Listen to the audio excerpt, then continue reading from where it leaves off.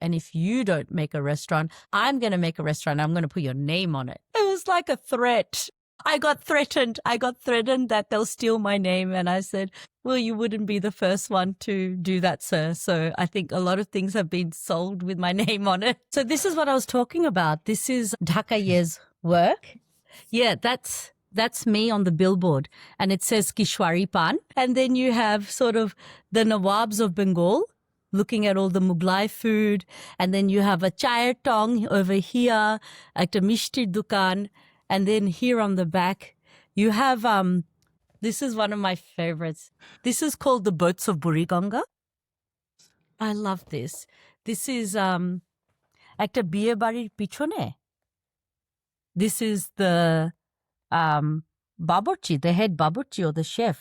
She asks, so how scripted is MasterChef Australia? The most scripted part of MasterChef Australia is because I was breaking down and crying while I was cooking, so mine wasn't scripted. No. You could tell she ashile koshto pacche. Let's hope that wasn't scripted. That's got to be real.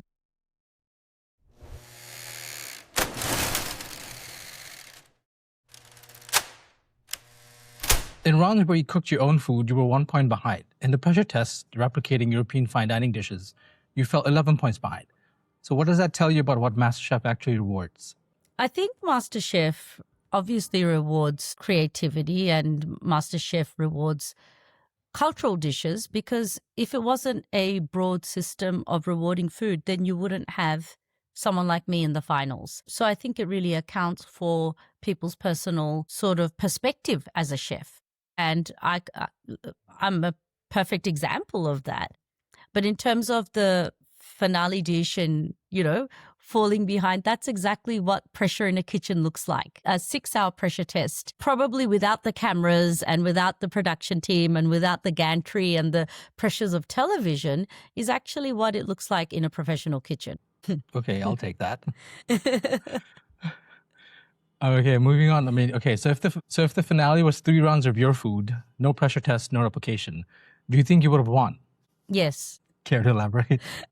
By the time we got to the finale, just to give you an understanding of what it's like on the inside, it was 6-7 months of being in there already. And by the time you get to the finale, it's really about the juice you have left in you. It's a mental game, it's a physical game, and it's just how you're holding up in all aspects. And by the time I had hit the finals and my last dish was the smoked rice water, the panta bhat, I had hundreds of ideas running through my head in that very moment when I sort of landed on, I'm going to do this. I'm going to do panta bhat. And I feel like when MasterChef ended and you saw, the final cook and us cooking, 7 months into the competition, I still had hundreds and hundreds of dishes left in me. So if you ask me, and lots of people are just running out of juice at that point in time, it's just such a long game. So if you ask me if I had anything left in me and if it was all creative cooks, yeah, absolutely. I think I would have just thrown everything at it, and I think I could have won. I at least would have absolutely thrown the book at it. You definitely put up a fight. So, yeah, kudos to you. Okay, so you served rice soaked in water to 3 of Australia's top favorite critics. Some of your own community said that was the wrong move. Do you think they were right? Well, obviously they weren't right? And why I say they weren't right is I know it was smoke, rice and water, and it was very simple, salt. And it seems like you're creating a dish out of nothing. But that dish also in a MasterChef Grand Finale got me 3 10s from 3 judges. So it was an absolutely perfectly scoring dish. And how many times does that happen?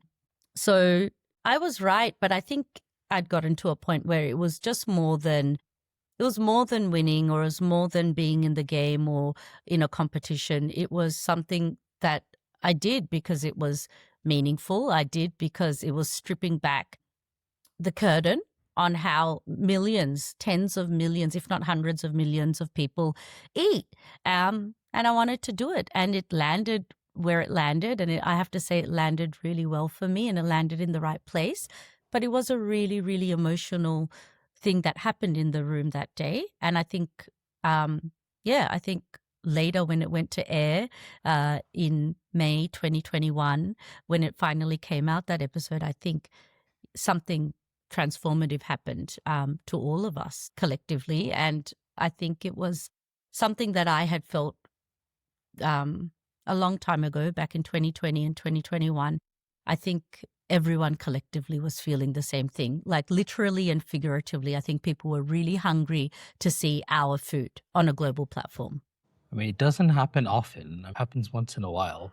I mean, you definitely made a mark representing Bangladeshi food at that time. Well, there are actually currently a lot of MasterChefs, Bangladeshi MasterChefs in the UK version, in the American version. Yes. And there has been previously before me in the Australian version as well. So that's just exciting. That's just so exciting. It's so wonderful because then like it's power in numbers, and it's not just, do you remember the Bangladeshi girl or the Bengali girl on MasterChef? Now it's like there's more of us. We're multiplying. Yeah. It's like, oh, which one? Like, I think there's exactly. one in the UK right now, and then one in the USA. Yeah. I mean, we'll get into the US part in a bit. So Justin beat you by 11 points, but 5 years on, he has no cookbook. He has no cookbook, no restaurant, no TV show. Yeah. So you have Hardy Grant, the Crown, UN World Food Program role.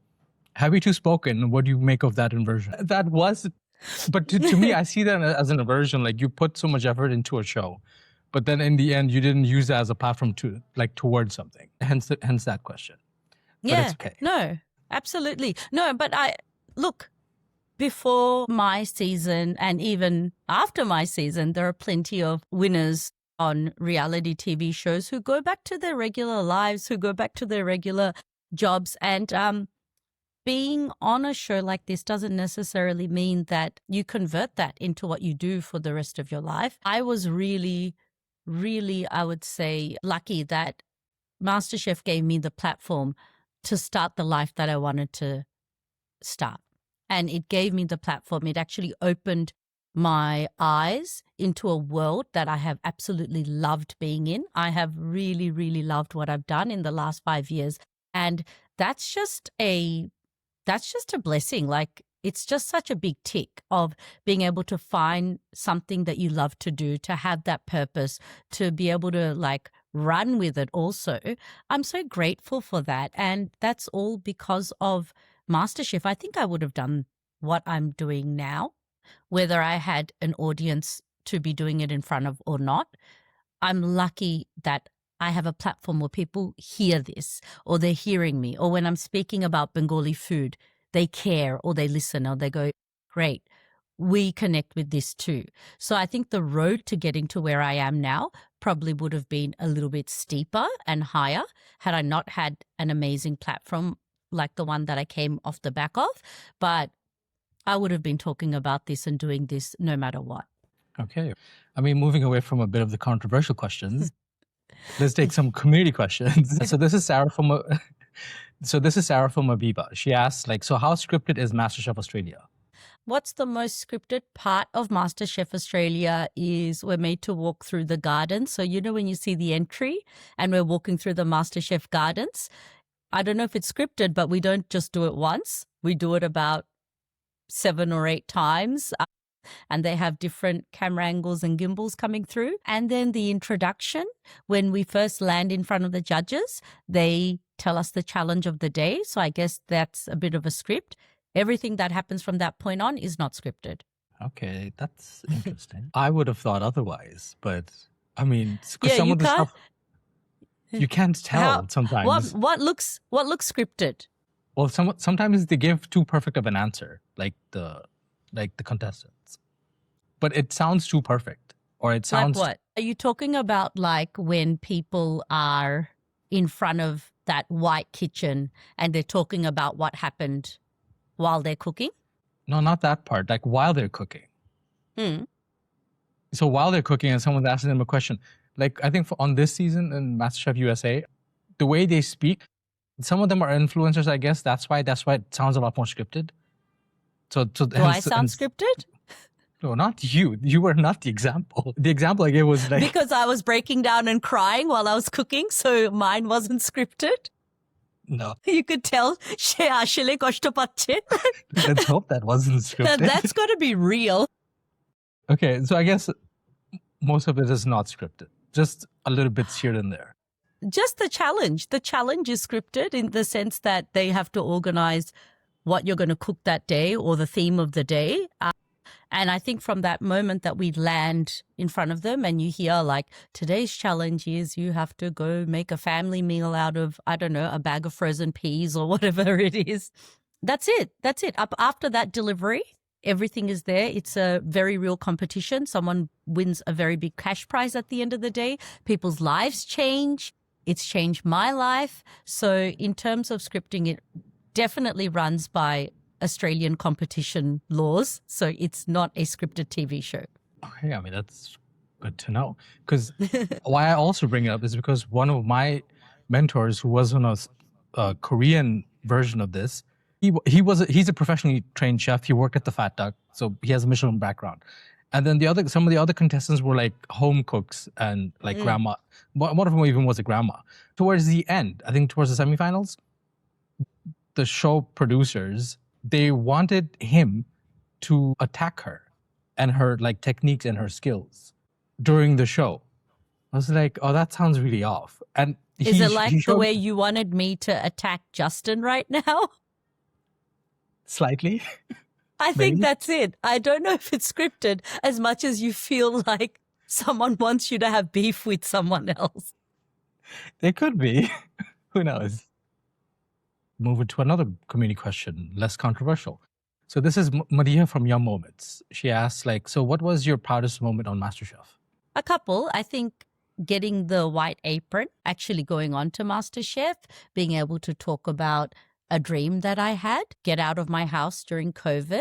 They were all really wonderful moments. But yeah, I think just sharing with the world about being Bengali, sharing Bengali food, sharing, because obviously it's a long show and there's 65 episodes that we shot in our year, and you're not always cooking Bengali food. But I did feel really proud when I did cook Bengali food. Like I really felt this overwhelming sense of joy, and you don't know what the outcome is. It's not aired straight away. So if you're doing something in November the year before, it's coming out in like, there's this 4-month lag or whatever it is.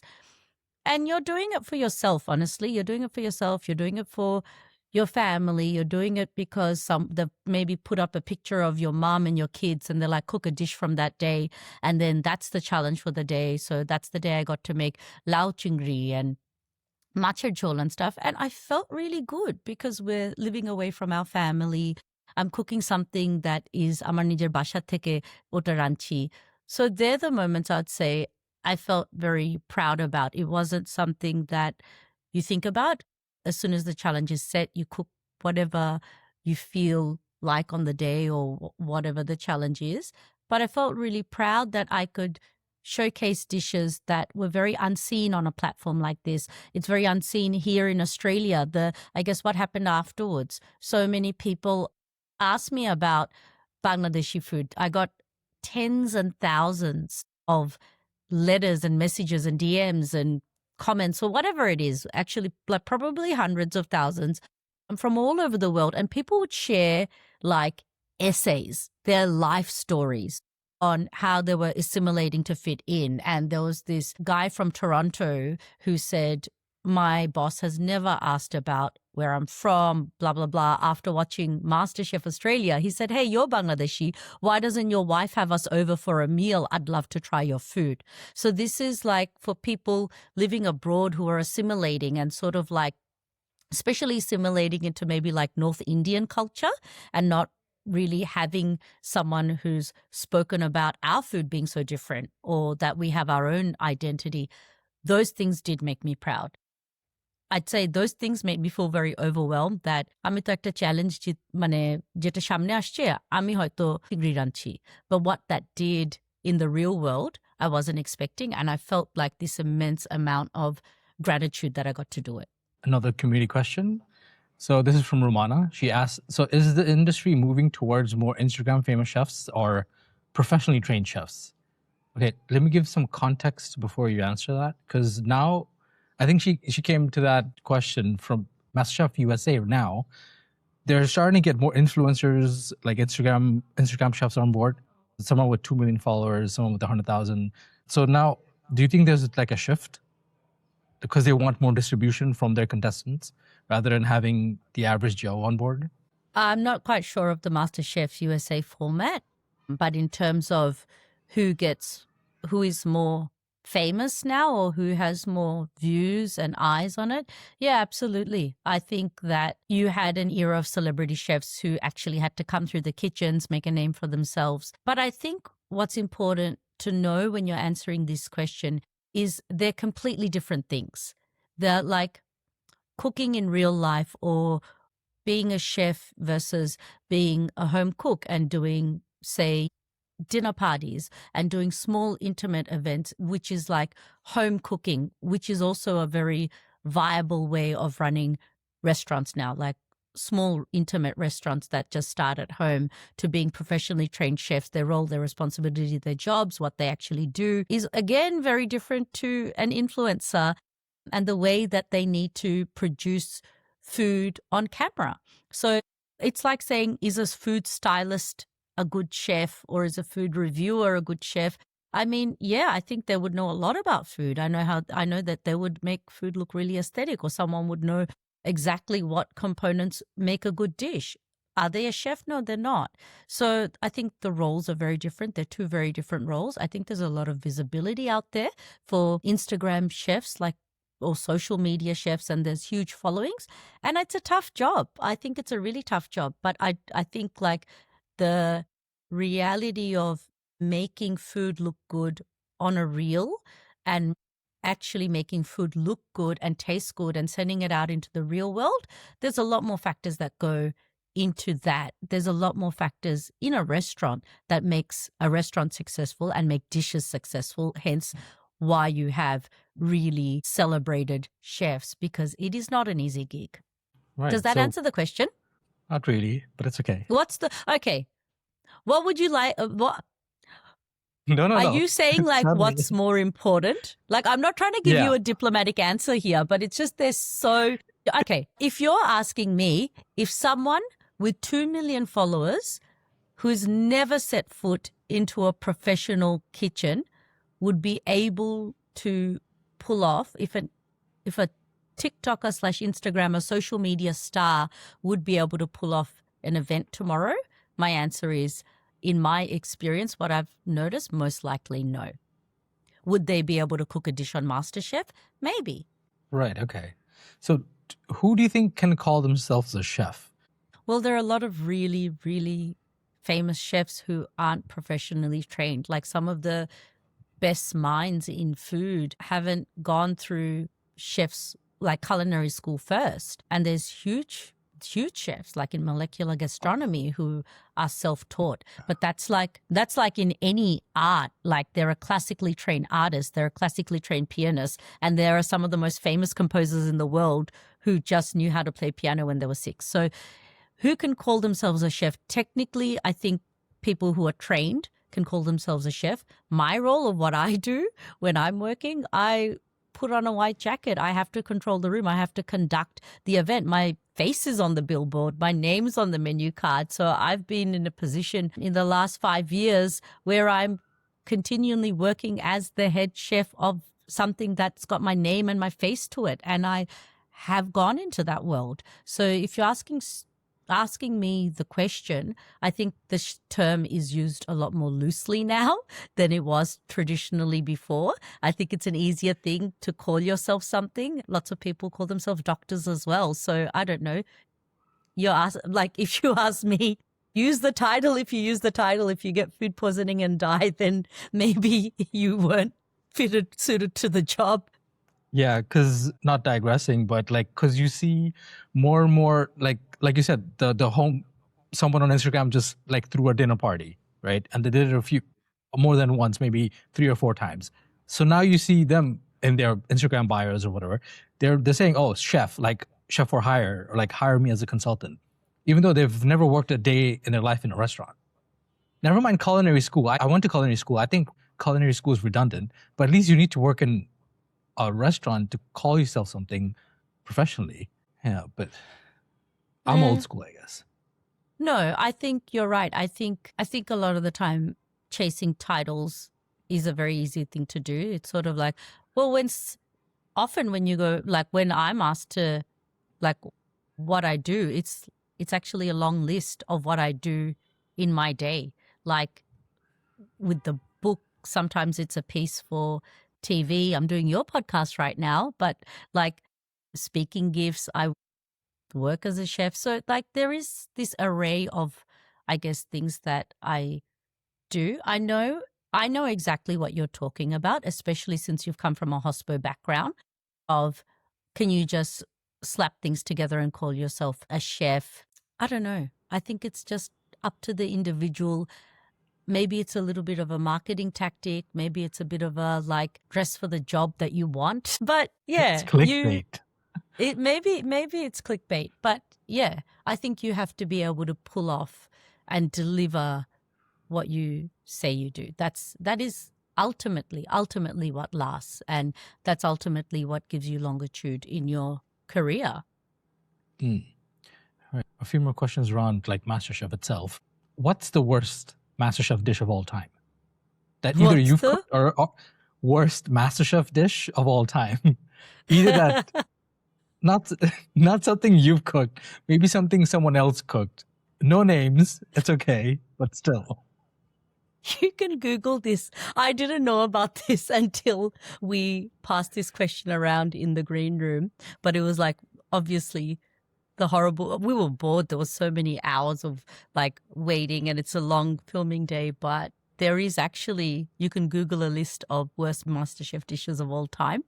And I think someone was bowing out of the competition and they just wrote, I think they wrote with the sauce bottle. They either wrote something like "Save Me" or their kid's name or something forever on the plate, and that was it. Just tomato sauce writing. So I can't remember what it said, but I remember laughing for hours when I found out about it, and we all Googled it and watched the whatever clip existed of it. So go have a look. I didn't know that. That's hilarious.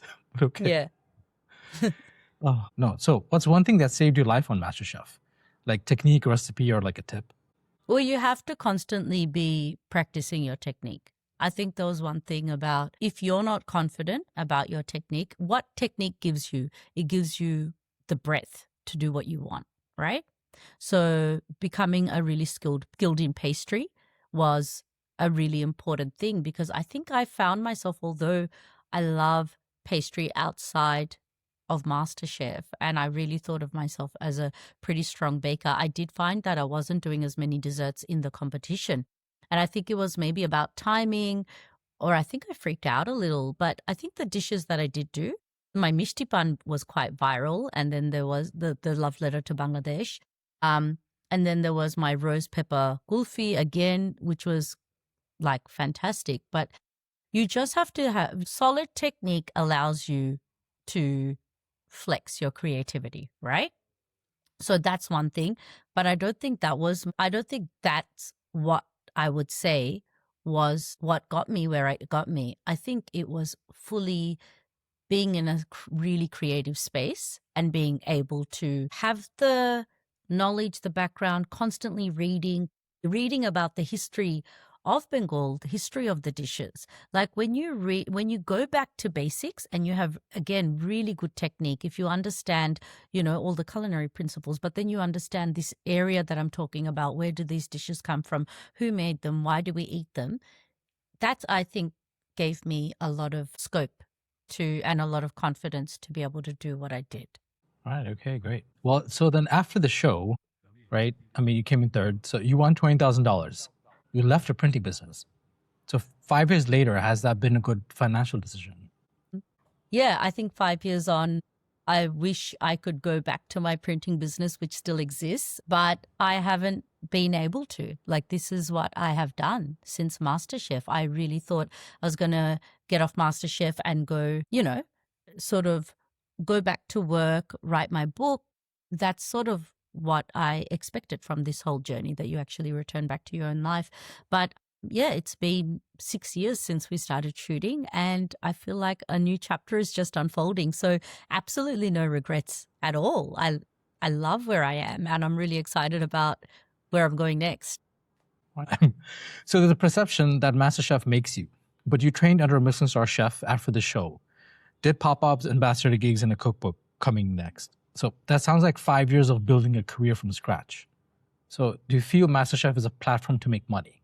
I think MasterChef is a platform to be able to do the things that you wouldn't be able to do in your wildest dreams. Honestly, it is this platform where you go, I'm going to take this bet on myself and I'm going to go ahead and do it. I'm going to go, reach out and I'm going to stop and write that book, or I'm going to reach out and I'm going to, take on that opportunity and go train under a Michelin-starred chef. I'm going to start. I've gotten on and off planes since I've been in MasterChefs and gone and represented Australia, done dinners for the government. I get to tour my homeland. I get to go to Bangladesh. I get to do tours all over India. And work with the cricket. So MasterChef, for me at least, has led to really incredible things that I don't think I would stretch myself to do. But that's what came with MasterChef. And the most amazing thing I'll say that started the first couple of years, I was just grabbing the opportunities that were open to me with open arms and being like, yes, thank you. I'll take it. I would do this for free. So it was absolutely yes. What do you mean you want me to do this, or you want me to cook here, or you want me to speak in front of here? It's such an honor.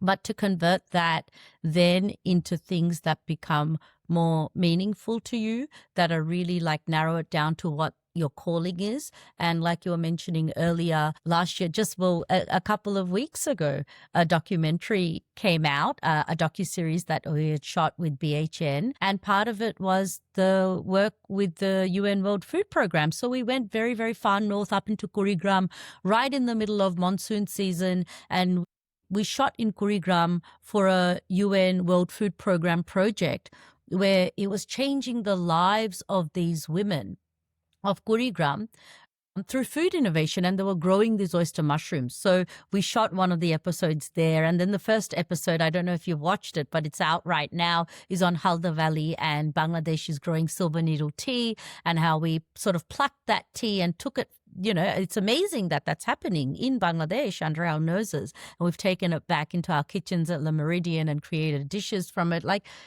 It's amazing. And these are concepts and projects that were very much driven by where I'm in the driver's seat of this, and I get to actually say, hey, I want to do this, or this, have you heard about this project? Or I work in this space and I heard this amazing food story. Do you think we can actually, if you're going to, if you want to do something with me, do you think you'd want to show the women of Kurigram? So now I get to lead the storytelling aspect and do projects that are really meaningful to me. I'm coming back to Dhaka very soon, and I work with World Vision Australia, and there's World Vision Bangladesh that have been in Bangladesh for 50 years. So I go back into the Kural slums, and I've been a couple of times. We're coming back again. But my vision is to be able to take these children, and I my own sponsor daughter in Bangladesh, but it's to be able to take kids after the age of 18 and after their schooling is done, to be able to take them into the next step and handhold them and provide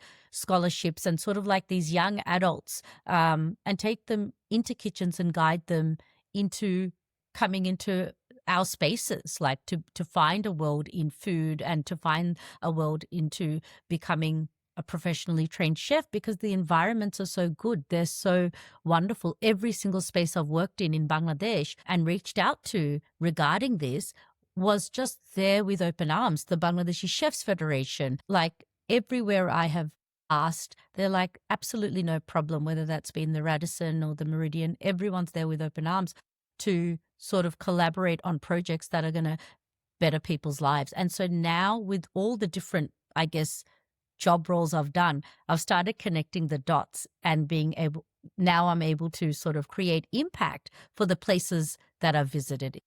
It's sort of like bringing the brands who believe in you with the, I guess, the social aspect of food and the humanitarian aspect of food. And now I get to connect that in my own little way.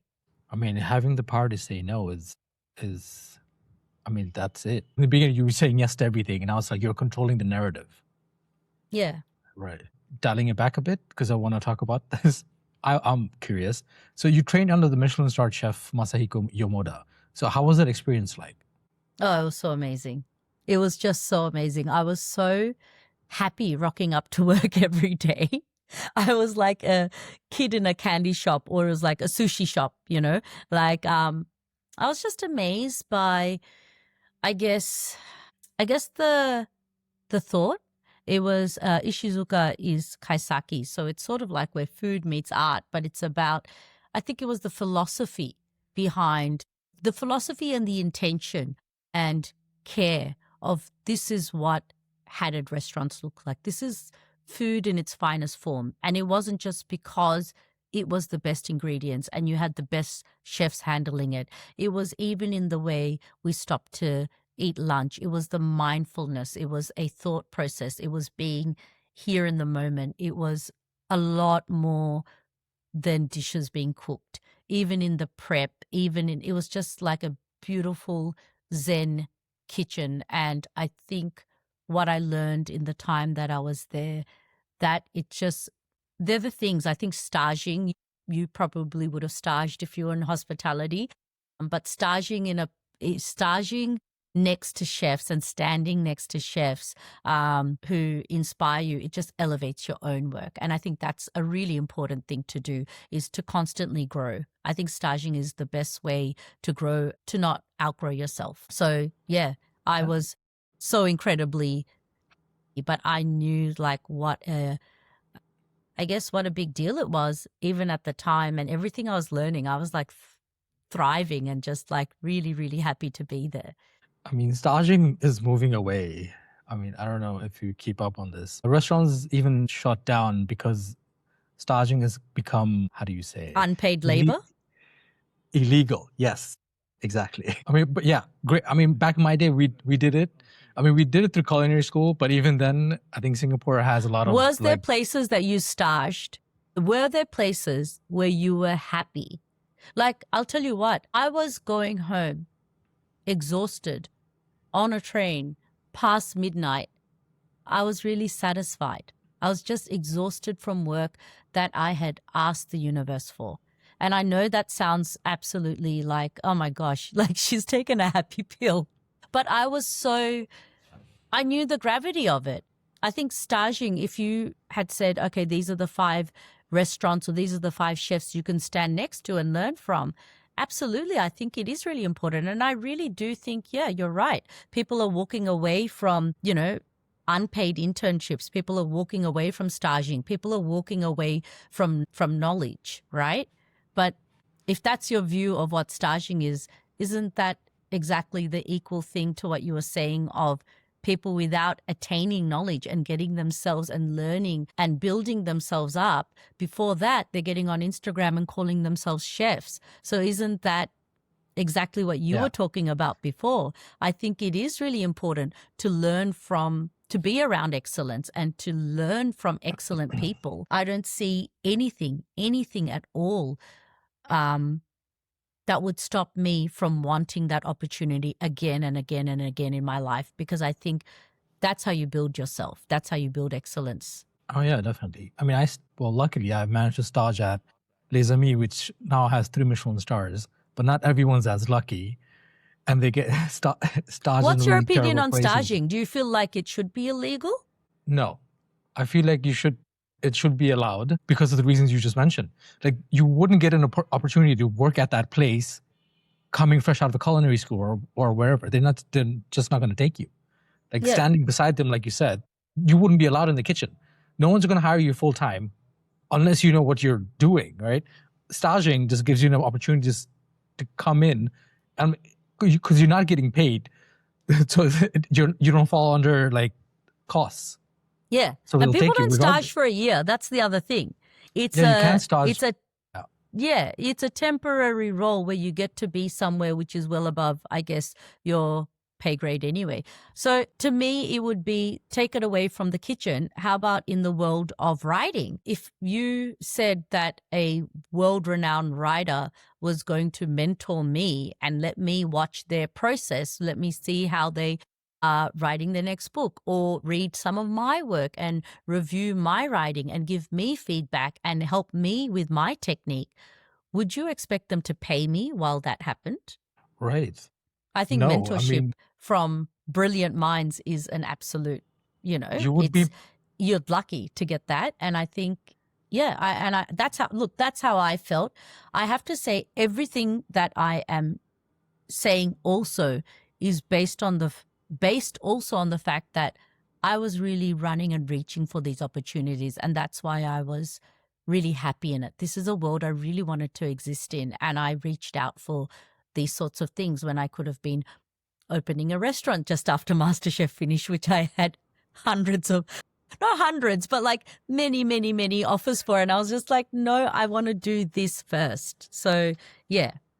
We'll get into why you don't have a restaurant next. Okay.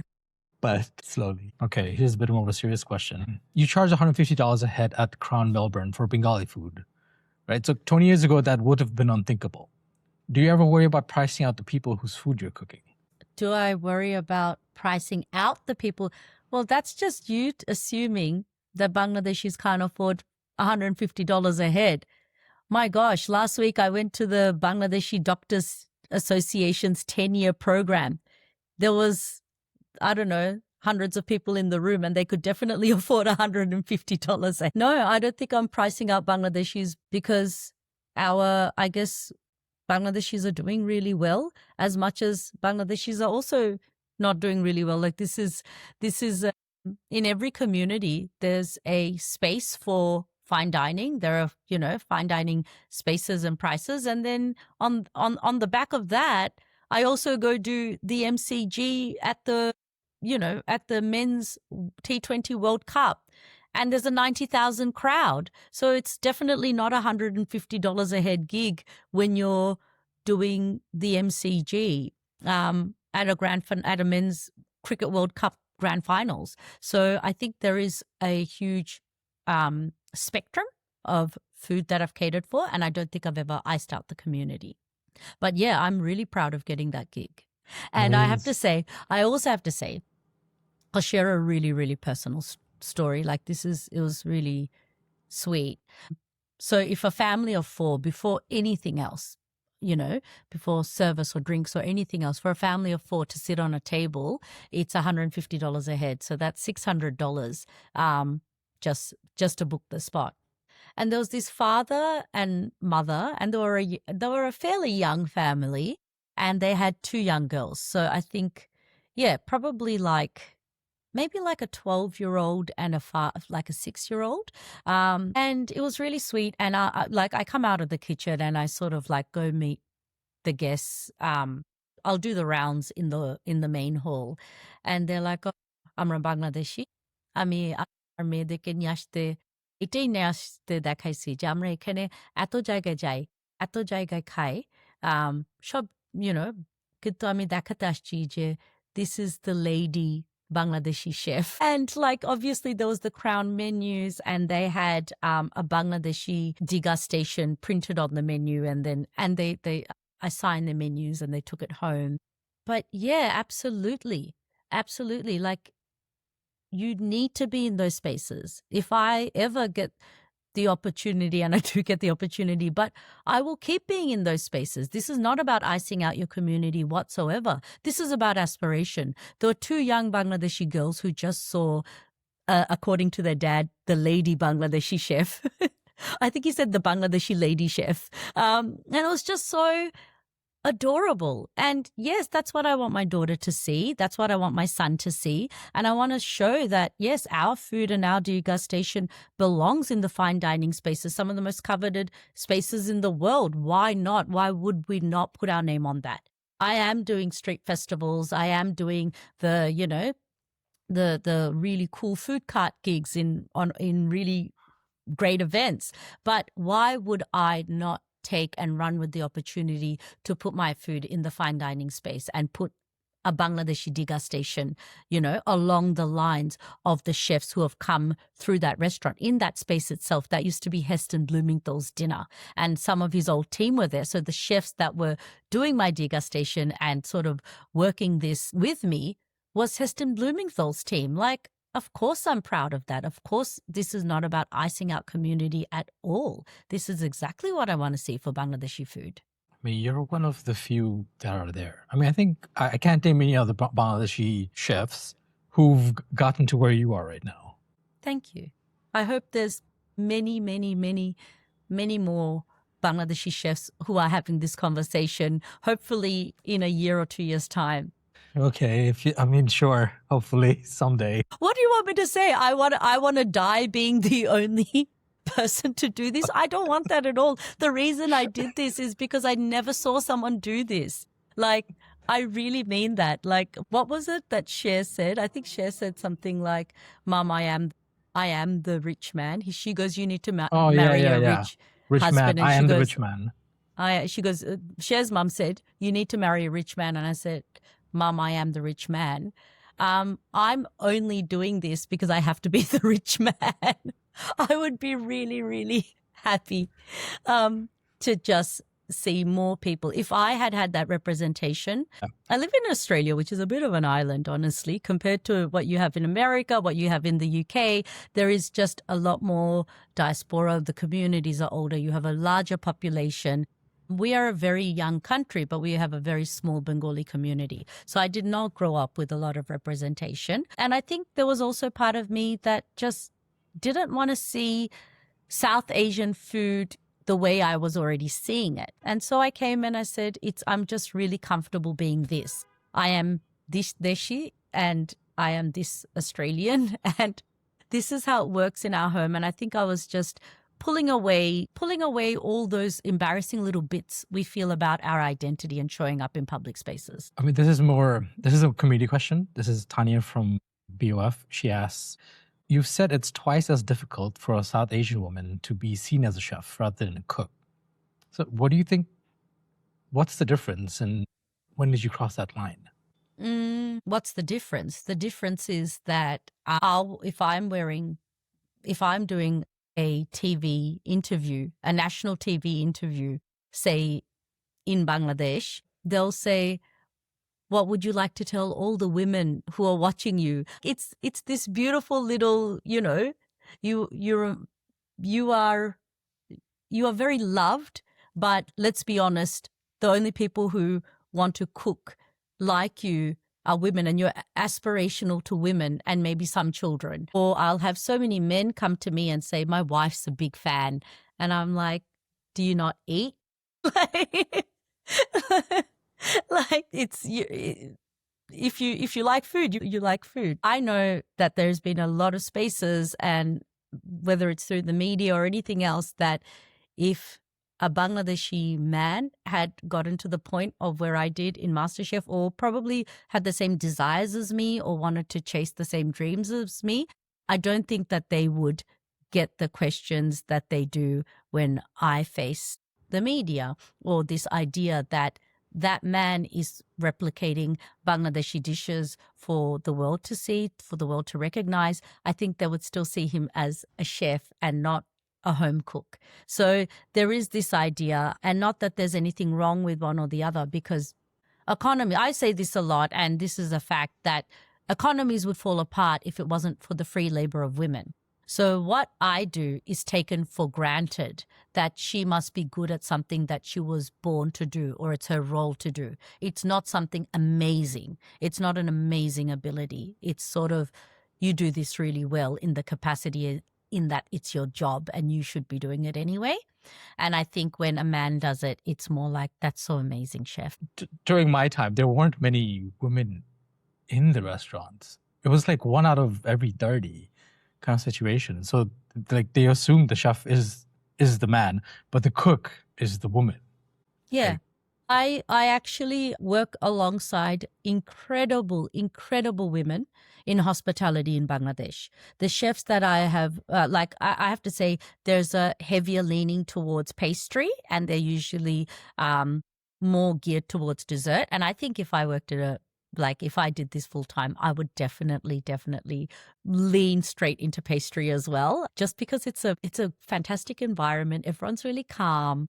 Like there's just this peacefulness about it. Like it's very Zen mode, which is what I loved about being at Ishizuka. But I work with incredible women in hospitality. And to be very honest, I think they're a little bit invisible. When people say there are no female chefs, there's no female Bangladeshi chefs, it's just not true. So far worked at the West Inn. I've worked at Meridian a couple of times. Where else have I done gigs in Bangladesh? I feel like I'm selling myself really short. But in all of my time that I have spent working in Bangladesh, I see incredible women in the kitchens who really need to be celebrated and acknowledged. Can you name one other female chef? One other female chef from Bangladesh? Who has some form of representation? No, I mean, in terms of, that's what I'm saying, that the people who do get represented, this is going to come straight back to your TikTok question, right? So often the people who have the biggest handles and who do have the representation might not be working in the field. And I can completely, I have a lot of respect, or I think it's a hard job to do, to make a lot of content or consistently be making content. But the people who are actually working in the field probably aren't the best content creators. So it's not like the best person the person who's actually doing the role in real life isn't most likely able to turn up online to do it. Does that make sense? Yes, I get asked this question all the time. I always get asked this question. They're like, Apu, apni content banan na. Apu, apni reels banan na keno. Apu, apna cooking video dekhi na keno. It's like, because I'm actually cooking in real life, or I'm writing in real life, or I'm touring in real life. So yeah, I think it takes a lot to stop and be a content creator. And so that's exactly what I'm saying about the chefs who are genuinely in Bangladesh, genuinely working in some of the, largest hotels in Bangladesh, working in hospitality. Like they're just so solid and taking on so much, what's the word? Like they're just so solid. Can I just tell you, sometimes in the kitchen, even if it's not in that specific section that I'm working on, I will wander out of the cuisine section or banquet or whatever. And I'll find myself in pastry, and I'll go always ask the pastry chef or a woman, and it will things just get sorted out. So this is in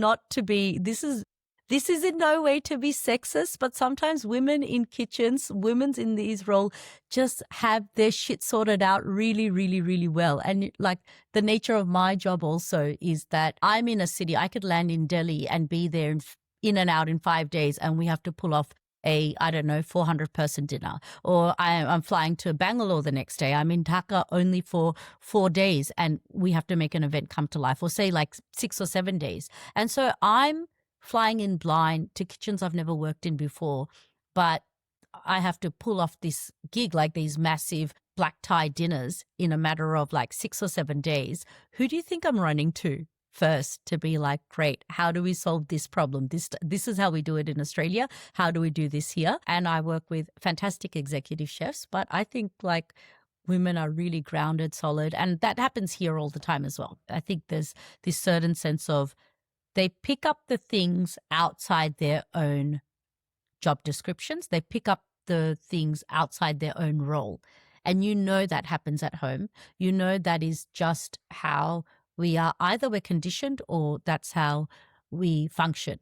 But there is a certain sense of reliability. And I love working with female teams for that reason. Yeah, I was just going to say they're more dependable, honestly. Let's go into more, this is what I found on Reddit. A lot of people are talking about this, and it's like the elephant in the room, right? Okay, so, good. Okay, Reynold Pernomo, he came fourth and built 4 koi restaurants. Kalam Han, he runs a 5-venue Adelaide group. You came in third, but you have no restaurant. So walk me through that math. Oh, the math of not having a restaurant. So Reynold was always in his family was always in hospitality. He already had a pastry background. His family were already running restaurants or like the back end of pastry. So I think that was a very natural progression for what he did. And were you talking about Callum? Yeah. Callum, I think he did MasterChef first when he was 19 years old. He got out, eventually started like his restaurant, and then he came back and won it that second time. No, he came runners up. But he already had 11, and I think from there he built another restaurant. When I first walked into MasterChef, I never ever thought I wanted to be a chef, to be very honest. All I knew is that I really wanted to write a book. I knew that I wanted to document this cuisine. I wanted to write about this. I wanted to go into the world of writing, essentially. And I think that chef's bug, or that, that feeling of needing to be in the kitchen, that really bit me probably like when we got to top 8. I think that's when I knew, like my heart really knew that I really want to do this, and this is what I'm going to do as far as it takes me. And yeah, so I think I put a pause on the book dream and I got into kitchens. And what I get to do, and I think something I've charted out for myself, is this really fantastic niche space where I get to go and create these extremely extravagant menus. Like, these are sort of like dream projects. Every single project is new. Everything has a different theme. I've cooked at the National Gallery of Victoria. I've cooked at the Taj Mahal Palace in Mumbai. I've cooked at the MCG, sort of in like those very high-end box spaces and exclusive events for the Australian Open and for the cricket. But then I've also cooked for, like I said, that 90,000 crowd doing the grand final. So it's my job has ultimately taken me to spaces that are so varied. Every single job is different. I really love the momentum of being able to create constantly. And I think when you have a restaurant, the main thing is about consistency. So you create a dish, you create a concept, you create a restaurant, you create a theme. And the whole next 6 months is about nailing that over and over and over again. And I think maybe with my ADHD brain, that wasn't the best thing for me. So I found something where I can take on a lot of things, but they have to be really, really different. So one day I'm getting on a plane and I'm going and doing a TED Talk. And then in a couple of weeks' time, I'm doing an event in another city. So I think I love this lifestyle. I love what it brings to me. I love the creativity. I love the adrenaline. I love really, really high anxiety sort of moments. And I don't think a lot of people can do this job. I just found that I'm really suited to it. Yeah, and then I get to come home and be mum to my kids as well. Let's get back to the elephant. At Dhaka Lit Fest in 2023, you told the audience you'd open a restaurant soon. Did I say that? Actually, you did. Okay. So what actually happened between then and now? A few things happened. I think around that time, someone actually said, you have to make a restaurant with me. And I said, no, I don't think I want to have a restaurant at this very moment in Bangladesh. And he said, well, this is Bangladesh. And if you don't make a restaurant, I'm going to make a restaurant. I'm going to put your name on it. It was like a threat. I got threatened that they'll steal my name. And I said, well, you wouldn't be the first one to do that, sir. So I think a lot of things have been sold with my name on it. And I think it's lovely when someone wants to do that or someone has a vision to do that. A lot of sports stars, a lot of celebrities, a lot of actors open up restaurants. The difference between them opening up a restaurant and me opening up a restaurant is that if I open up a restaurant, I would want to nurture that baby into life. I would need to be very hands-on, be there around the clock. That's my entire identity. Like, this is not me being a successful, cricket player and then also happening to have a restaurant. This would be everything to me. And I find that with what I do, I am very geared that way. Whether it's an event, whether it's been about writing the book, I think I really get emotionally involved. I get completely obsessed with my projects. I want, and that's how I have been. So if I was to create a restaurant in Bangladesh, I'm probably protecting myself or worried for myself because I know my kids would lose their mother. Let's put it that way. I would lose myself in it completely.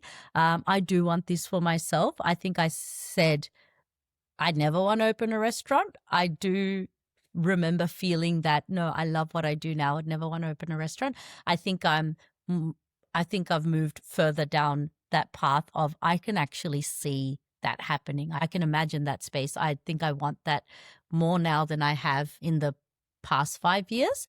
But yeah, when I do, I will announce it. I hope it's something really special. I hope whatever it is, like everything I've done before this, I hope people connect with it. I think that's the most wonderful thing you could do with a hospitality space. It's to invite people in. It's to invite people into a glimpse of your brain, right? And they come in and they're like, this is what Kishwar's version of hospitality looks like. And yeah, I think that is around the corner. I don't want to jinx it by announcing something too early, but I just watch this space. Just like put a pin in this. We'll talk next year. So do you feel pressure from the Bengali community to only cook Bengali food now? I wouldn't call it pressure. I would say, yeah, there is a bit of an expectation. I recently made a Shahi Tukra and posted the video on my socials. And this is why people are like, Apu apne aro video banan na keno. So it was Easter when it was Rojar Eid, right? Easter and Rojar Eid were very close together. And so this is how MasterChef works, by the way, which is why I thrived. It was a mystery box in my pantry all the time, and I had hot cross buns. And so I made a Shahi Tukra. And if you put all the logical components that come together for it, it just makes so much sense to do that. First of all, if you look at all the warm spices that we put into a Shahi Tukra, they're all like, first, the dish comes from Persia, and it's come down through the Mughal Empire, landed in the Delhi Sultanate, and then come down to the Nawabs of Bengal. So what you have is like cinnamon and cardamom and like allspice and all of those very warming spices like nutmeg. So Shahi Tukra hot cross buns wouldn't have cardamom in it. But so I made like a very, very rich malai or milk that had saffron and cardamom in it, and soaked the hot cross buns that already had sultanas, which you have dried fruit in Shahi Tukra. And it was a baked Shahi Tukra, so I didn't need to fry it in ghee, but like a bread and butter pudding. So Shahi Tukra is actually a bread and butter pudding. It's a Mughlai bread and butter pudding from those days. And if you look at what they were making back then, it certainly didn't look like the Shahi Tukra we think of as right now. What people don't know, or maybe it's not spoken about enough, but the version of food and even the version of produce we see right now isn't what they looked like 100 years ago. Like, dishes evolve and change, as the Shahi Tukra has. So me making this hot cross bun Shahi Tukra is not a fast stretch. In fact, it's just like maybe going back to basics a little bit. And yeah, I got a lot of comments about how I crossed and blurred religious barriers and how the lines were blurred too much and the fusion had gone too far. And I think I broke some people from it. Like there was breakdowns in my comment section of why I had the audacity to do this, whereas other people were like, that looks really great. Look, I got 500,000 views and a lot of comments, but people are really, really opinionated when you cook food. And in no way did I say that this is a Bengali dish. I think representation and saying what it is really important. I said I got some hot cross buns from the pantry and I made this dish, and it is what it is. So yes, I think we've become extremely sensitive over time. I think the way we speak online, the way we speak about our opinions of what we believe is our culture and our context seems to be very finite. Like, এটা এরকম করা হয়, শুটকি এইভাবে রাঁধে না, ওই জিনিস ওইভাবে খায় না. Like, there's this finite understanding of everyone living in their own silos and islands of their culture. But culture is actually always evolving and it's a bit of a melting pot. So no, I don't feel pressure from the community to cook Bangladeshi dishes, but I think when you when I do cook Bangladeshi dishes, sometimes on the onset of that, a lot of opinions come into play. So it will be really interesting to see what happens when the book is released. So, I mean, the follow-up to that is, has the Bengali ambassador role become its own cage? No, absolutely not. Absolutely not. It's been amazing.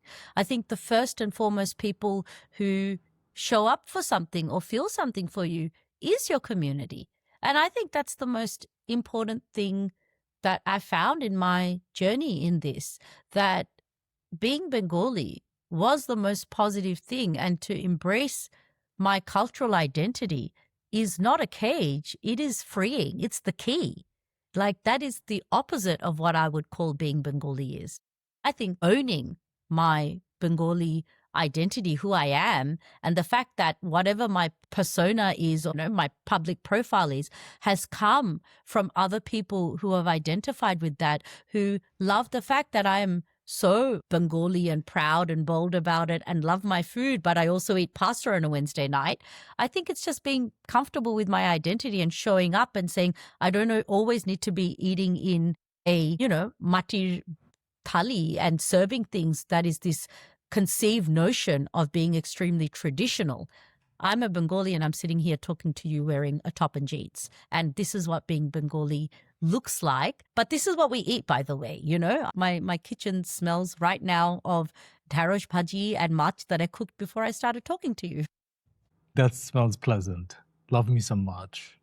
Following up to that, this is a community question. So Zairan from Brio asks, so where do you see South Asian cuisine? Hi, Zairan. So where do you see South Asian cuisine heading to in the next 5 to 10 years?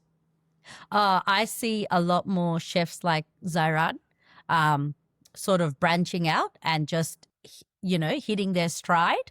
I think it's a really exciting place to be creative in.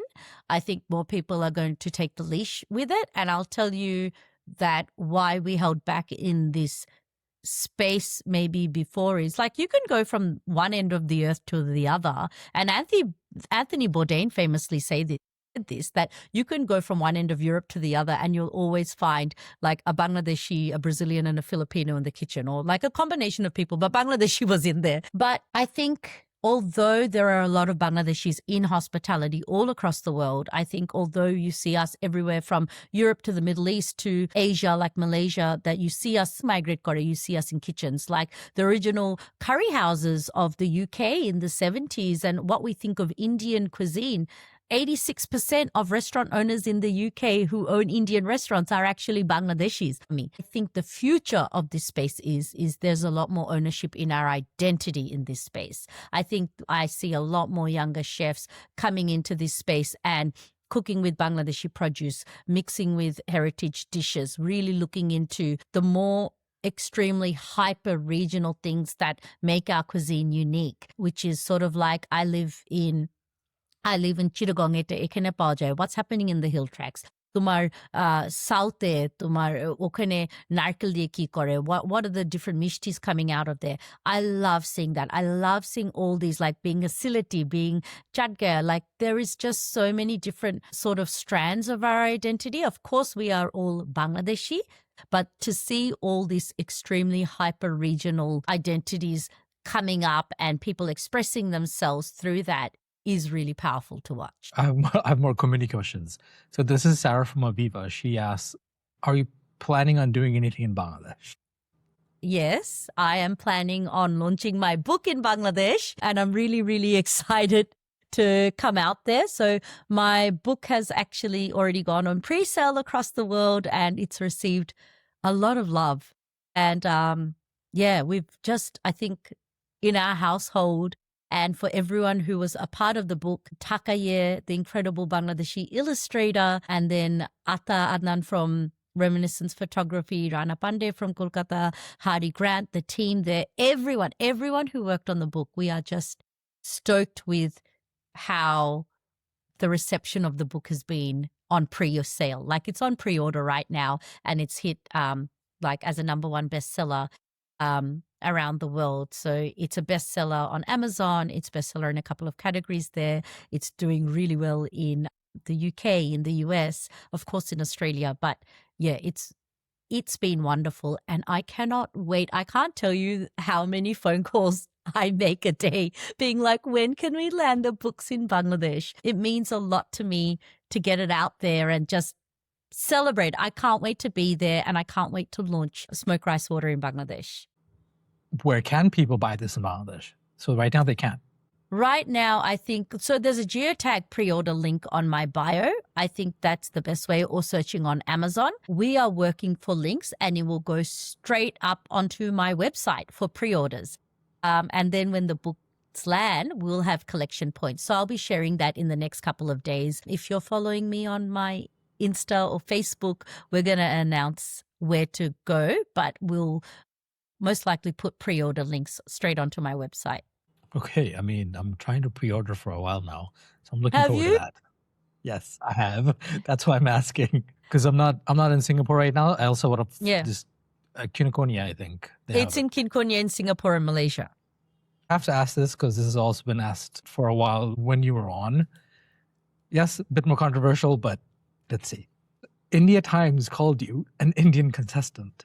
CNBC TV18 framed you as Indian fusion. So your Bangladeshi audience keeps correcting you. You've never drawn the line publicly. Do you want to draw it now? I feel like I did draw the line publicly at Dhaka Lit Fest, and I think it's super insulting that I was called a fusion chef. I'd hate to be known as a fusion chef. Really open about my identity, or I feel like that's something that I wear on my sleeve. In fact, something I'm always very proud about and very upfront about. Like, I am a Bengali. I am Bengali from both sides of the border. My mom is from Kolkata with roots in Bardhaman, and my father is from Bangladesh. He's from Dhaka, from Vikrampur.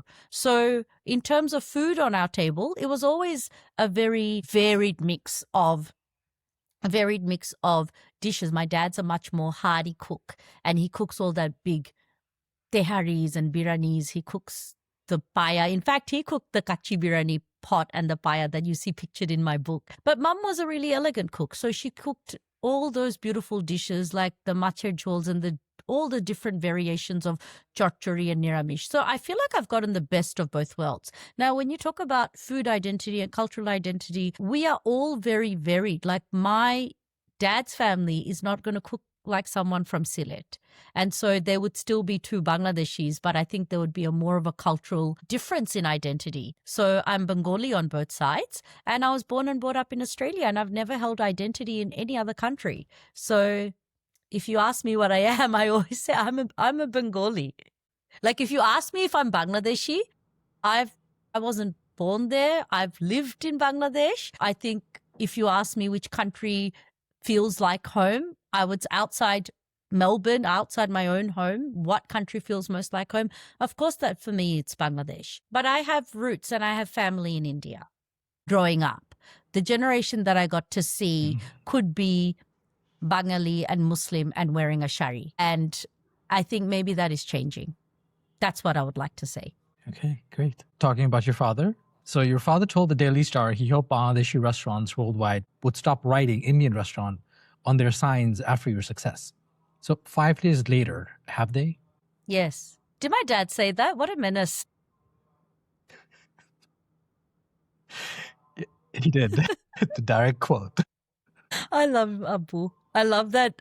I didn't know Abu had a interview in the Daily Star, but like, my dad's a celebrity. If you haven't met him yet or come across him, he's absolutely incredible. And he is called the real MasterChef. Like, I'll walk into my kitchen and they'll be like, Ashal MasterChef Kuthai. So that's Abu. I am no one in my house. Let me put it that way. Abu is incredible. And he's right. Yep. Bangladeshi restaurants should put Bangladeshi restaurant on the billboard. And yes, 5 years later, if I could tell you, oh my gosh, I wish I was more organized to keep an archive of the thousands and thousands of comments that come through, you know, like your other inbox. But I will have someone do that one day, where we just have a scrolling comment section. It will bring tears to your eyes. It's so beautiful. I think something that I'll share is a restaurant in Norway. Someone wrote to me and said, We were like the Indian restaurant in Norway. And so they were cooking, obviously, the butter chicken and the naans and blah, blah, blah, blah, blah. And she said, your journey really made me stop and think, why do I need to do this? Why am I doing this? You know, why can't I just say this is Bengali food? Why can't I pull dishes that people are going to connect to? And I think that's just the tip of what I saw that people were sort of coming into their consciousness about worldwide. I think it was 2020 and COVID also, which is what led me to MasterChef, of you just want to cut away the things that don't serve you anymore. And I think having to show up for anyone else without being your whole self really matters. And it does matter if you call it Bengali food or if you're calling it Indian food. It does matter if you're a Bangladeshi in the kitchen and you're cooking Punjabi dishes. Like, you don't have to anymore. I think everything that we're doing and putting out there and putting out to people, like, people love and they resonate. And I don't think it takes a lot of courage to do it. And I think I have definitely seen the change. I've seen the change in 5 years in Bangladesh. 5 years ago in 2021, when I did my first gig with the DBF Foundation at the West Inn, I was told by the sous chef there that West Inner 15 বছরের ভিতরে আমি কোনোদিন এই কিচেনে লাউ ঢুকতে দেখি নাই. So we had lao, we had betel leaf, because I was doing the love letter to Bangladesh, the dessert, but we were doing like this beautiful sort of like compressed lao, and we did this miso potato with like this yuzu broth, but with scallops instead of chingri. So the fact that you're in the middle of Dhaka city at the West Inn, but this is the first time the chefs had seen lao come into their kitchen. I think that needle has definitely shifted in 5 years. I mean, you gave a great example. After we spoke last, you mentioned that 86% of British Indian restaurants are owned by Bangladeshis. I heard that number before, but I thought it was a bit fake, so I actually looked into it. It's actually true. So yes, definitely over 86% over the past, decades are owned by Bangladeshis. The way it started, Bangladeshi sailors the ship jumpers, right? So they stayed back, and then they saw the Indian cuisines were popping. So they started their own restaurants, but put the Indian signage up. They actually invented a thing called the gravy base. They used that one thing to create 20 other different dishes. And from this, they took I don't know if shortcuts. that was an asset to the culinary world. I don't know if it was an asset. I don't know if we need to mention how proud we are of the gravy base. No, but I think it was... You worked in kitchens. I think you know what the gravy base also means. Right. In French cuisine, you have like the mother sauces of like the different types. I guess the Bengali version of it. Are you comparing our good old, like the tandoori, the makhni, there's a green one, there's an orange one, there's a yellow one, and there's a red one or whatever, or a brown one. And you're saying that is... No, but it was a really good business model, because from this, the restaurants made more money. And then when one of the chefs was good enough, the community would invest into him to open a restaurant somewhere else.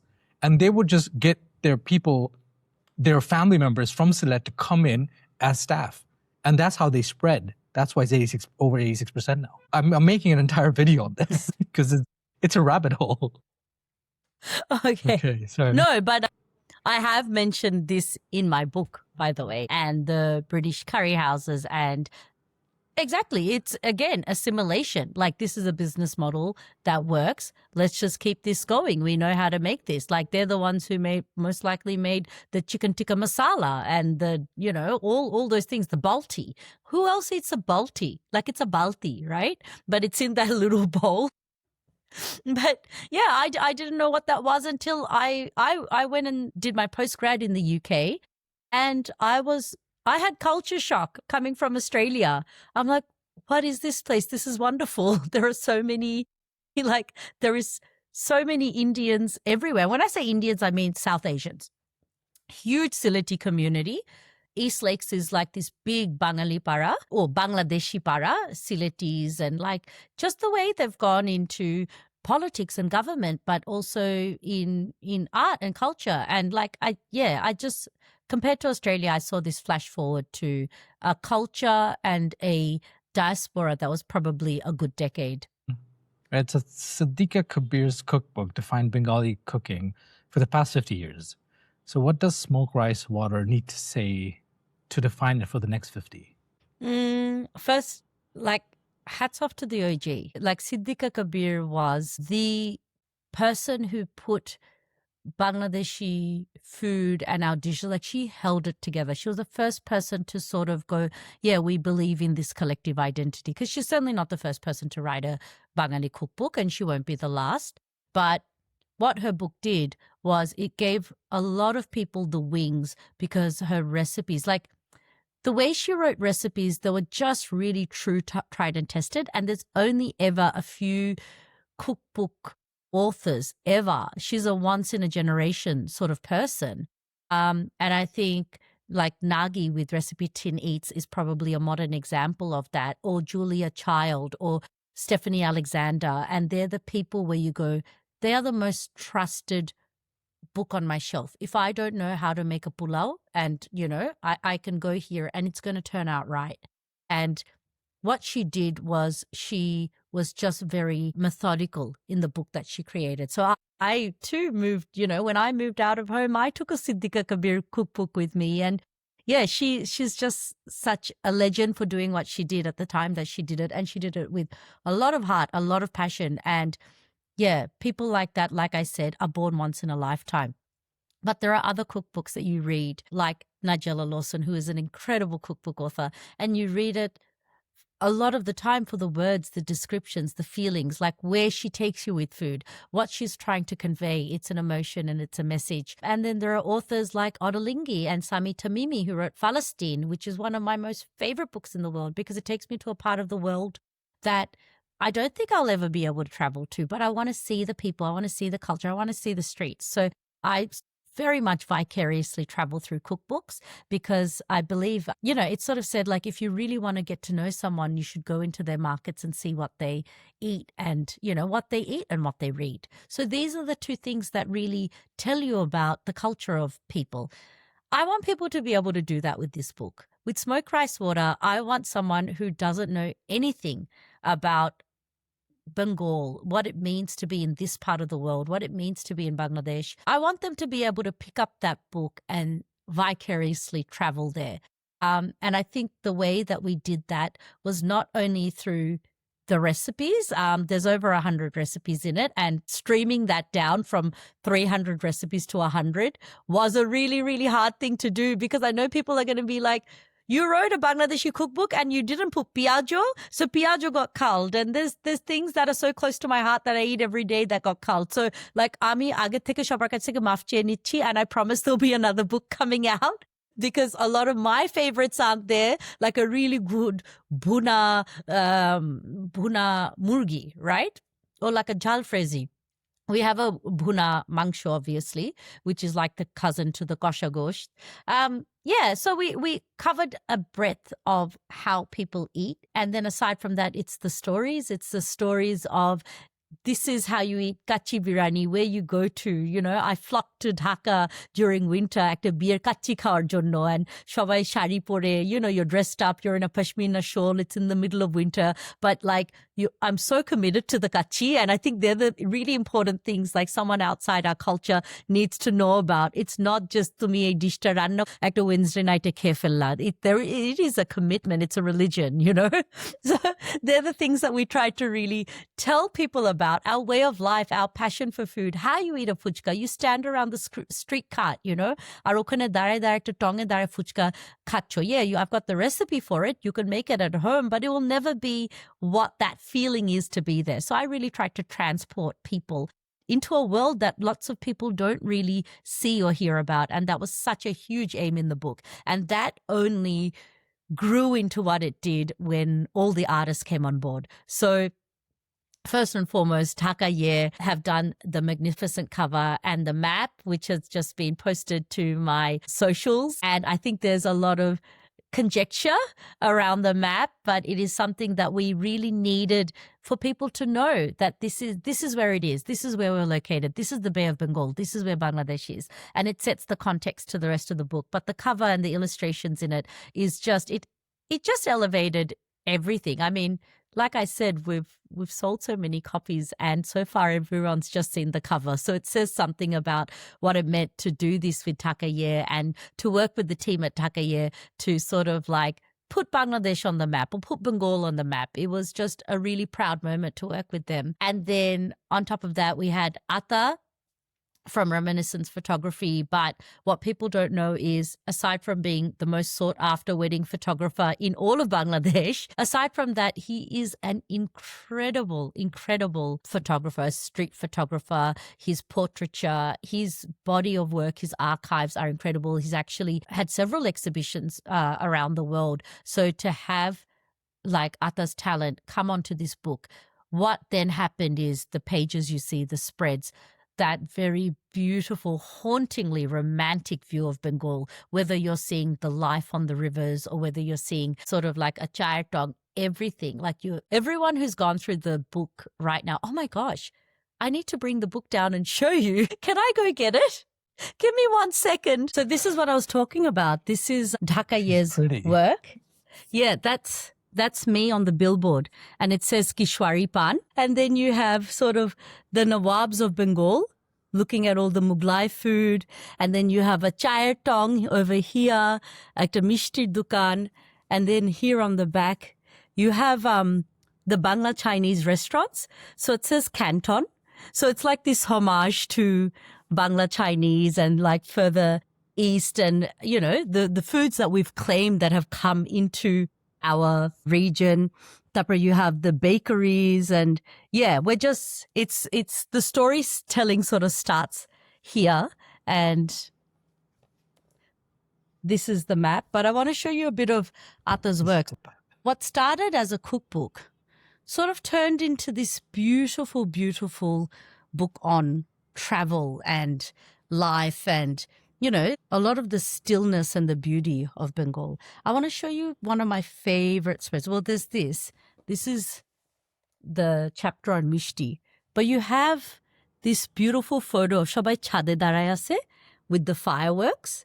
And like, for people who don't have context to that, it's like that's actually very normal to us. Chade darai thaka. But not everyone stands on their roofs, you know. This is one of my favorites. This is called the Boats of Buriganga. Oh, yeah. Okay. I've been to Shobai just Ghat. this. That looks... Yeah. It's just so hauntingly beautiful. And for people who haven't sort of seen or experienced this part of the world, I love this. This is একটা বিয়ে বাড়ির পিছনে. This is the baburchi, the head baburchi or the chef conducting the kachi being made. But yeah, there's all these beautiful, beautiful dishes and it talks about the influences from our neighbors. It talks about the influences of the different cultures that have traded with us and come into Bengal. Very true to us. And then also the styling of when people think about our part of the world, they're thinking amra thalite khai, shop shumay amra, you know, ekta matir harite khai. But that's not true. I think that we eat in a way that is very similar to a lot of comfort food, a lot of nona cultures. Yeah, we really try to bring that into the book. And I think I really, really want people to understand how we like have this really beautiful perspective of our part of the world. Right. I mean, a follow-up to that from the book. So name one recipe in the book you already know is going to start a fight among Bengali mothers. You mean like it's not done that way? Bhabiradina? Yes. Is that the... Got a couple of shortcuts. I think my mishti doi might be a bit of a shortcut version because especially the ones where you're doing sort of like the time saver version of something. Yeah, I think the mishti doi might not be, you know, might be one that I think works brilliantly. I think it makes like a really, really perfect mishti doi every single time. But yeah. Not going back, but like following up to like a previous question. So is the book your way out of the cage or deeper into it? Much, much deeper into it. The proverbial cage that you think that I'm in. I think I told you, for me, my culture was not the cage. I'll answer this question without moving around. For me, my culture was never the cage. For me, it was the key. And the way I feel about the book is it's just that next step of being able to fly even higher, or soar even higher. I love this. I love this book. I love the process. I loved everything that we did. I think, it's one of those things that, and I keep saying this, and this is probably a repetitive pattern in our conversation, is I would do what I would do for free. And I'm like, a lot of the time I do actually. But what I mean is it's such a pleasure to do it.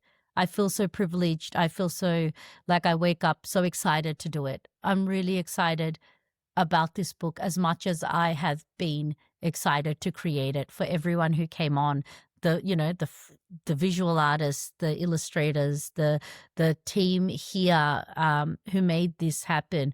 I want to see where it lands in the world. I hope it finds a lot of love. I hope it finds, this space in the world where people go, yeah, absolutely. Why haven't we been talking about Bengali food? Why haven't we gone and seen Bangladesh? Why haven't we, why didn't we know that West Bengal and Bengalis are all Bengalis? I hope people pick up bits and pieces and understand and see this part of the world the way I see it. I mean, that leads to my next question. So who is this book for? And just importantly, who is it not for? As in, if I tell you who it's this book, I wanted to write this book since just before MasterChef. This book is for my children. This book is for my friends' children. This book is for all, I guess, the kids who, like me, were growing up in third culture and they didn't see, one of their books on a shelf or something that sort of showed their food or shared a story or had a picture of themselves with, an incredible illustrator like Dhaka painting a scene like this and painting, your dishes turning your dishes into an illustration. So the book is literally for maybe my own self as a child. I would love to have seen this. I would love to have owned this. And so that's really who it was for. And it was also for my parents. It was always about doing this for mum because of how they held on to their food, their language, their identity and culture, despite coming here when they were teenagers. My mom came here when she was only 19 years old. My dad was in his 20s and they were so young, but it meant so much to them. And I realized as my kids were growing up that I became that cultural bridge. And if I let go of that, it would be lost forever. And so that's who it's for. And I don't think I'm the only one who feels this way. I think there are hundreds and thousands, if not millions of me out there who go, yep, I fully understand that. And you don't have to be Bengali to have that feeling. Like you can be Filipino and know exactly what I'm talking about right now. And I find that connection all over the world where people are like, Kishwar, I cried every single episode because you were saying all the things that I'm thinking. So the book is for anyone and everyone to have a glimpse into this world that I find magical and beautiful and just sort of go down this rabbit hole with me. That's who the book is for.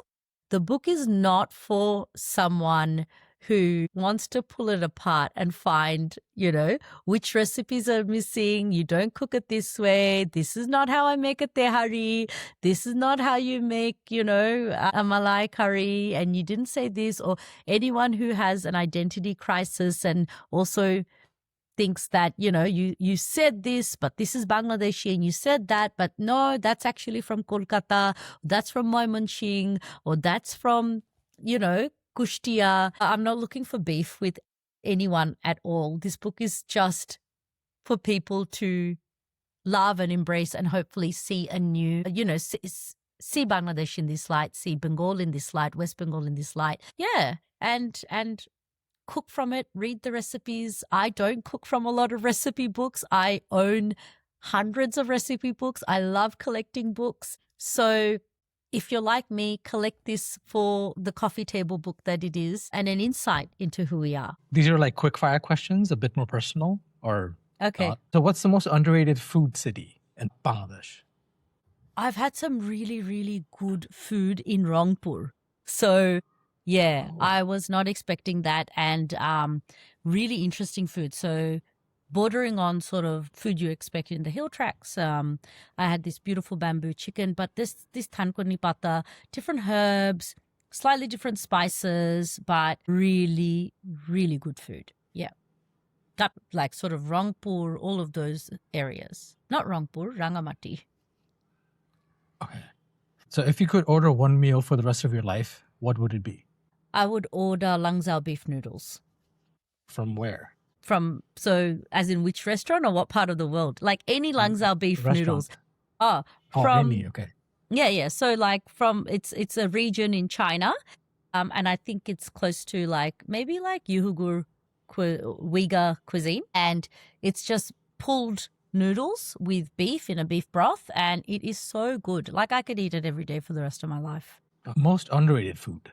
Well, can we just say Bangladeshi if that many people didn't know about Bangladeshi food? Like, yeah, I think so many people said, I didn't know what Bangladeshi food was. And I'm like, well, then that's got to be the most underrated food in the world because it's brilliant and delicious. Right. Okay, so most overrated spot in Melbourne. Probably like have you ever been to the Penguin Parade, Phillip Island? It's this spot that all tourists go to because a bunch of penguins walk onto the beach every single day at sunset. Yeah, but just when you grow up taking a lot of friends and family to go see that, Jarai Baire Theke Berate Ashe, you just don't want to wait until sundown to see penguins walk on a beach. So yeah, very overrated, and I don't go anymore. Okay, so where are you desperate to try?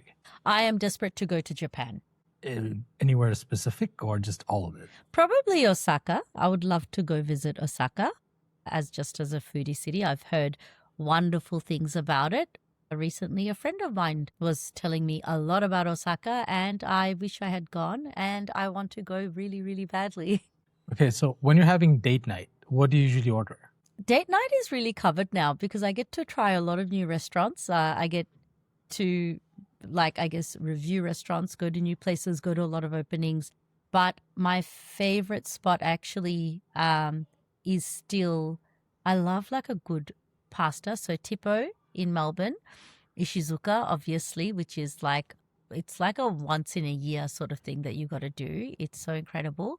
But yeah, I'm just looking for somewhere intimate, cozy, food is not too pretentious, or that the food is so good if you were on a bad date, you don't need to worry about it because you still left having a good meal. Okay. Best pizza in Melbourne? Best pizza in Melbourne. Most pizza in Melbourne is actually really, really good. I think we have some of the spots that have hit the world's best pizza list being in Melbourne.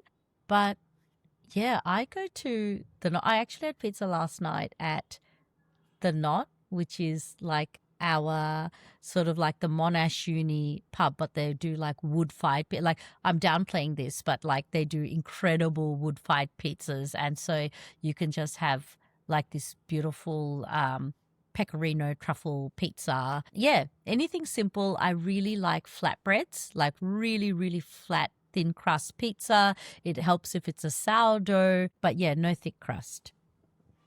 Okay. I don't know if I can ask this for Dhaka, but okay, so best pizza in Dhaka. Best pizza in Dhaka is at Brio. And Dolon will make it for you. Just say Kishwar sent you. Going into your book is coming out in June, right? By Hardy Grant. I think it's $50. So where should people pre-order? And what's one recipe in your book you need them to cook first? Okay. So pre-order right now. You can find the links through my Facebook or Instagram handles. All the links are in my bios. So go there, geotag, or just go search Kishwar Chowdhury on Amazon. So it's available mostly all over the world. Links for India and Bangladesh are coming up shortly. So just look out for all announcements through my socials, which are happening every single day. When you do get this book, I think the first thing you need to do, if you don't know how to do it already, is to go make a really, really good dal. I don't know what an opt-out is, but okay. Dal. Okay. Got it. Wait, Okay. wait, let me show you. Stop. Did you not here we go. The first thing I want you to make is on page 230. Make this first. Oh, that does look appetizing. I Definitely. mean, that's honestly what I want to eat right now for dinner tonight. So This was a great podcast. So where can people find you? find me on Instagram. Find me on Facebook. I think I am going to soon be on TikTok as well. Let's see how that goes. That might be a bit of fun. But YouTube, search my documentary that's out right now, which is with BHN called Kishwar's Touch of Gold. So yeah, I think all the information and everything that we're working on does come through my socials. But please, especially if you're in Bangladesh, please watch my documentary with BHN. It's an incredible project we worked on about hidden gems and finding nuggets of gold and just amazing people and produce that we find across Bangladesh that we overlook all the time, and we just do incredible things with it. So we've had raving reviews so far. I really, really, really want everyone to see this. Okay, great. Well, that's the podcast. Yay!